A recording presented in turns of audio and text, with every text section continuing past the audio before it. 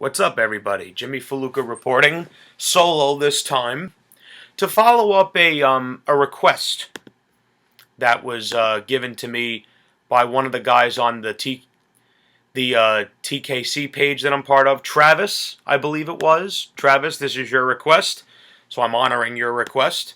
Travis asked me what I would do as a full card for WrestleMania 32. You guys that have been on the channel know that I've been discussing that pay-per-view ad nauseum because it's a pay-per-view that I'm emotionally invested in because there's a lot of things that I may see that I've wanted to happen for a while. So I'm just going to dive right into it. All right, Travis, this is what I would do at WrestleMania 32. You have to go into this pay-per-view with the mindset of, okay, this is, without question, going to be the biggest WrestleMania possible. And you want to do this the right way. You don't want to just go, oh, we could put Fandango versus Hornswoggle in the main event, people are still going to come. No. You need to have the mindset of, okay, we need to put on the best WrestleMania of all time. I mean, to me, from an entertainment standpoint and from a business standpoint, I'm going to want to give my fans the bang for their buck so that way they'll continue to come back in droves, not just, the ones that are wired to watch. I want everyone to be enjoying this. So, we're booking this WrestleMania as if it matters. And all WrestleManias should matter, but then you look back at WrestleManias like WrestleMania 27, with the exception of The Rock and Triple H and The Undertaker having their match, nothing else really mattered. You look at WrestleMania 26, aside from Bret Hart returning to the ring and The Undertaker and Shawn Michaels having their match, nothing else really mattered. You look at WrestleMania 25, aside from that one Undertaker-Shawn Michaels match, the rest of that card really wasn't that great. So you want to have where from top to bottom, it's a great card, like WrestleMania 17, like WrestleMania 19. Those are perfect examples that from top to bottom, they were great matches. Even WrestleMania 20, I know it didn't have the best wrestling, but from top to bottom, I enjoyed pretty much every match. So let's get down to it. This is my WrestleMania card the way I would do it. We're going to start the show off, the pre-show obviously, with the Andre the Giant Memorial Battle Royal, and the winner of the match not only wins the Battle Royal, but that person is also gifted a title match at SummerSlam. Now, the reason you do this is simple. Number one, you're adding prestige to the Andre the Giant Memorial Battle Royal. That's number one. Number two, you are giving the creative team the incentive to not make the same mistake they made with Cesaro. Because whoever wins this Battle Royal has to be booked good from WrestleMania all the way to SummerSlam, where he either wins or fails to win the title. And in this situation, I would have Hideo Itami win it. And I'll tell you why. Not just because he's a great wrestler, but I see something in him. He's got the talent. And honestly, what I would do is from when he wins the Battle Royal, you see how the fans take to him. If the fans take to him, then you go forward as usual, and he gets the title shot, preferably against the heel, or maybe even do the face versus face. But if the crowd doesn't take to him and doesn't react to him that well, this is what you do. Who does he have history with? Who is the one that signed him to the WWE? Kayfabe-wise, Triple H. If the fans don't take to him, you put him with the authority, make him do heelish things. Believe me, they'll react. Especially if he's attacking people that the crowd loves. That's the point. And then he goes on to SummerSlam to challenge for the championship. He doesn't have to necessarily win, but what you're doing is you're adding prestige to the Battle Royal, and you're giving a fresh face a chance. There's no risk. It's only reward. It's calculated. That's the pre-show. Now, match number one. Sami Zayn versus Chris Jericho. Now, the little story I have for this is simple. Sami Zayn would return the night after the Royal Rumble. The night after the Rumble, as far as my booking, is a hot show. He comes back, and he wrestles. You could put him against almost any lower card heel, and he'll do fine. Now, the night after Fastlane, I would have him challenge Adrian Neville, who will be the Intercontinental Champion at this point. And basically, after successfully defending the title the night before, after successfully winning the title, he comes out and says, "I'm issuing an open challenge. Whoever wants to come out here and challenge me, come at it. Come get me." Sami Zayn answers the challenge. They have a match similar to how they did on NXT. The guys have great chemistry. But just as it looks like Sami Zayn's about to deliver the haluva kick, the lights flicker. They go out. The countdown ensues. Chris Jericho shows up. And obviously the crowd will go nuts. Jericho's a legend. He comes out. He gets on the apron. Yeah. You know what Jericho does. He gets in the ring. He attacks both men. But he leaves an extra message with Sami Zayn. Now, Sami Zayn's pissed. Turns around and he says, "Chris, I've been watching you my whole life. I don't know what your problem is, Marie, but as a man, I demand to know what's your problem." And Jericho could basically turn around and say, "You are about to win a title that I've won 9 times, and I don't think you're worthy. You don't deserve to be the Intercontinental Champion." Sami Zayn says, "If I gotta beat you to get to the Intercontinental title, I gotta go through you, I'm willing to do that." Challenges Jericho to a match. Jericho somewhat refuses. Jericho looks like he's leaving. He cheap shots him, hits him with the code breaker, accepts. They go on to WrestleMania. Jericho and Zayn will have an amazing match. These two have the gift. They are good enough. And what you do is, Sami Zayn goes over. He beats Jericho with the haluva kick. Simple as that. The second match on the card. This is one I know some people wouldn't like the idea, but if done this way, it would be gold. Finn Balor versus Kane. Hold on. I understand Kane's old, but if it's done this way, trust me, it'll work. It'll work. Kane and Finn Balor.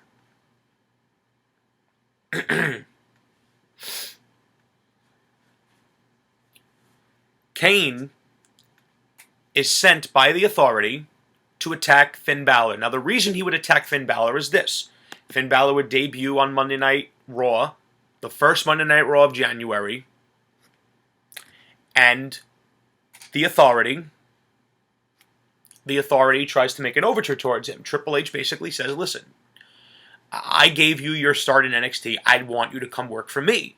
I've got some problems I need to be dealt with, and I would love to have you do it." And Finn basically says, "Hunter, I love you, I respect you, but if I'm going to make my mark on Monday Night Raw, I got to do it myself." Finn has a couple of matches, but Kane, the Intercontinental Champion, is constantly rearing his head. You know, he's always showing up. Then he starts attacking Finn when Finn just flat out refuses to join the Authority. At the Royal Rumble, Kane is scheduled to defend the title against Adrian Neville. At the Royal Rumble, Adrian Neville beats Kane thanks to outside interference by Finn Balor. See how the storylines are, the continuities there? This is all planned out. At Fastlane, they have a match.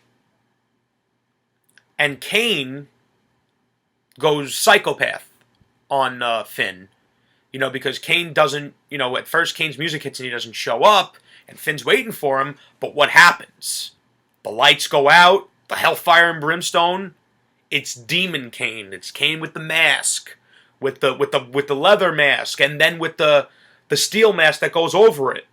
Kane comes out. Finn's a little perplexed. He's like, "Oh, I'm getting this guy, not the corporate schmuck."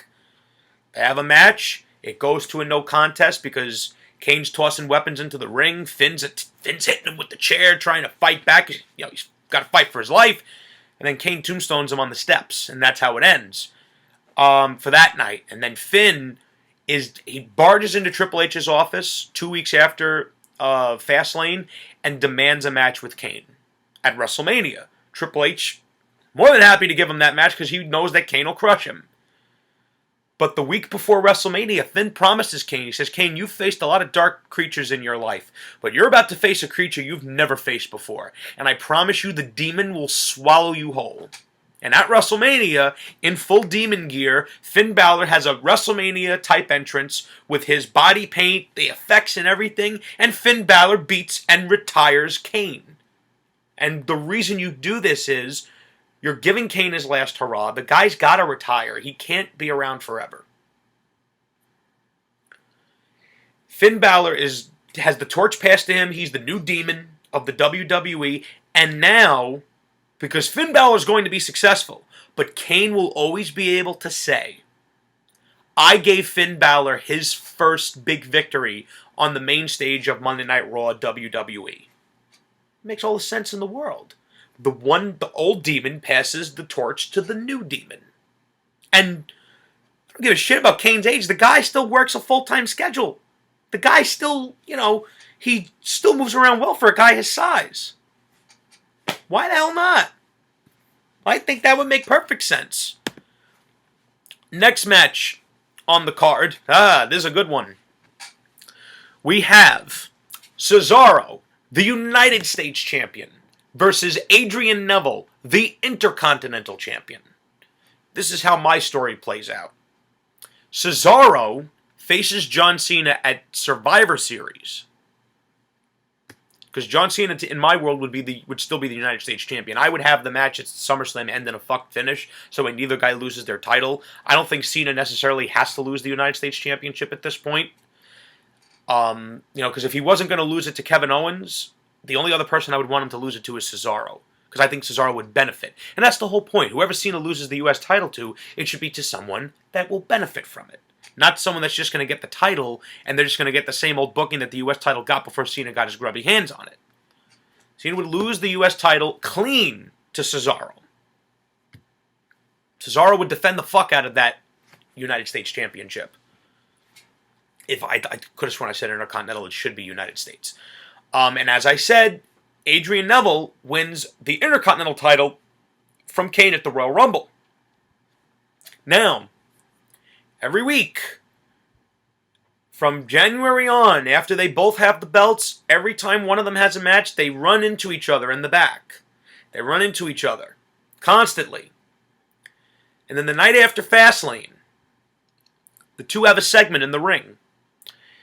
And they both have the same idea in mind. There's only room for one. You're the Intercontinental Champion, I'm the United States Champion, vice versa. There should only be one of us. Because I know I'm better than you, I know I'm better than you. And they have a match at WrestleMania to unify the two mid-card titles, because there's not going to be a draft. If there was going to be a draft in the future, then I could understand there being two mid-card championships. But since there isn't, or at least in my estimation, I don't foresee that happening anytime soon, you unify the titles. And you could have either guy win this match, because both men would benefit from it. And both men would look good regardless of who wins. Because they're not losing to someone that's from a past generation. They're losing to each other. And you could keep the feud going. I wouldn't dream of turning Cesaro heel, and I wouldn't dream of turning Adrian Neville heel. They could just have a competitive feud. There's nothing wrong with that. Now, think about that. Right off the bat, that's 1, 2, 3. That's 4 matches already. And these are all great stories. Now we're going to get to our 5th match. And this is a match that I think a lot of people would enjoy if they actually did it, and did it right. The 5th match would be Bray Wyatt versus Randy Orton. This is how I would do it. Bray Wyatt, again, would have another stellar performance in the Rumble, because we want to build Bray's reputation in these Royal Rumbles. That the guy has a reputation for going in there and taking motherfuckers out. Regardless of what anyone says, I really could care less. Bray Wyatt's one of the most all-around talented guys they have. And he's one of the most underutilized guys that they have. Personally. In that Royal Rumble, he's kicking ass, taking names, Sister Abigail left and right. Randy Orton's music hits. He goes out there, and him and Bray Wyatt have a stare down. They're trading fists, blah, blah, blah. Bray Wyatt's about to hit Sister Abigail. Orton nails that RKO. Seconds later, Bray Wyatt's eliminated. Not by Orton, but the RKO stuns him and somebody eliminates him. Because remember, someone can get hit from at any point in the Royal Rumble. Randy Orton starts kicking ass himself, but then Bray Wyatt comes back in there and eliminates Randy Orton. And then he gives him a Sister Abigail into the steps. You want to talk about vicious? They promo each other week in and week out. They interfere in each other's matches. At Fastlane, it goes to a no contest with Randy Orton punt kicking Bray Wyatt. Bray Wyatt's dazed, down. Orton's being restrained. And he's basically saying that's the end of him. But before the camera fades, Bray Wyatt does the spider walk. And Orton's perplexed because this has never happened to him before. He hit Bray Wyatt as hard as he could, but he's not dead. They have a match at WrestleMania, and Bray Wyatt cleanly defeats Randy Orton. Simple. Think about this. Bray Wyatt is one of the best characters they have, and he has yet to have a WrestleMania win. And I think a win over a guy like Randy Orton would do him a lot of good. It would do him a shit ton of good. I mean, it's not that hard to book this guy right. I mean, I'm one of those people that was saying he should have beat The Undertaker. I mean, I don't know. As much as I love Taker, everyone knows that I do. Bray Wyatt did not benefit from that feud. No one takes him more seriously now that he lost to The Undertaker, just like nobody took him more seriously after he lost to Cena. You take these guys that are young and hungry with great characters and you make them lose to the establishment, it does them no favors. Hulk Hogan never beat The Undertaker straight up. Think about that. Guys like Hulk Hogan, Ultimate Warrior, and Macho Man didn't beat guys like Shawn Michaels and Bret Hart clean. There's a reason for that, because later on, they were the establishment. Just like Bret, say what you want, he's never decisively beaten Stone Cold or The Rock. Never decisively. The one victory he has over him that was clean was a roll-up. So he didn't decisively beat him like Stone Cold beat Shawn Michaels. It was a decisive victory. It was a kick and a stunner. 1, 2, 3. Bret rolled him up. And then in the I Quit match, Austin never quit. So he was never really beaten. That's the mistake they're making now. And that's why guys like myself look at guys like Bray Wyatt, Kevin Owens, Rusev, and we look at them as damaged goods because they all get beat by the establishment. And that's not how you build stars. Not how you build them the right way. At least in my estimation. I mean, please correct me if I'm wrong.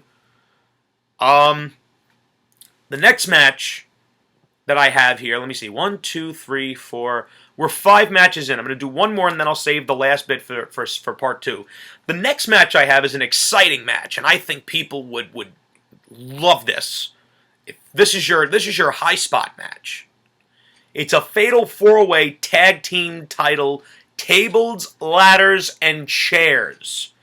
You have the Lucha Dragons, the Primetime Players, the New Day, the champions, and Harper and Rowan. This is how it starts.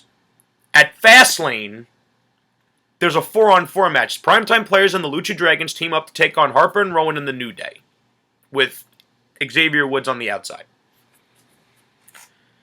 The match ensues, the heels get the win, but then afterwards, everyone's looking at each other, and the tag teams have now split off. It's just the 2-man teams going against everybody. Primetime Players are fighting with the Lucha Dragons. The Harper and Rowan are fighting with the New Day. Everyone's fighting with everyone because they all want to be the tag team champions. Everybody wants to be the tag team champions in the tag team division, just like everyone in the heavyweight division should want to be the WWE champion. You got to make these storylines about the belts. When you're challenging for a belt, you're not looking to be the face of the company or all this bullshit that I think takes away from being the champion to begin with. Your goal should be to win titles. Because winning titles means you make more money, which means you're taken more seriously. That's what it should be about. The glory and the notoriety of being a champion. And in this fatal 4-way, I mean, there's so many different ways you can go with it. I mean, you could have the New Day as the heels retain the titles. You could do that. I think people wouldn't mind it because the New Day, I'm not going to lie, they're pretty friggin' entertaining.